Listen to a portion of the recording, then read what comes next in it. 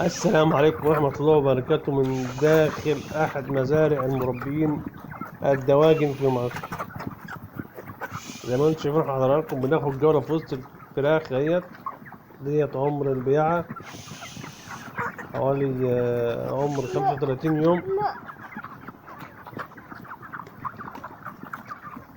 زي ما انتم شايفين حضراتكم، طبعا الفراخ ديت قبل البيعة بتتهش كده، ماشي في وسطهم ونهشهم بحيث إن الفرخة تقوم وتاكل، عشان تاكل لها شوية كده قبل ما يتوزن على الميزان كده. زي ما انتم شايفين اهوت بنلف في وسطهم عشان واسيبكم الوقت مع مشاهدة الفيديو، واتمنى الاشتراك في القناة وتفعيل الجرس كي يوصلكم كل جديد ان شاء الله. والسلام عليكم ورحمة الله وبركاته. اسيبكم مع الفيديو.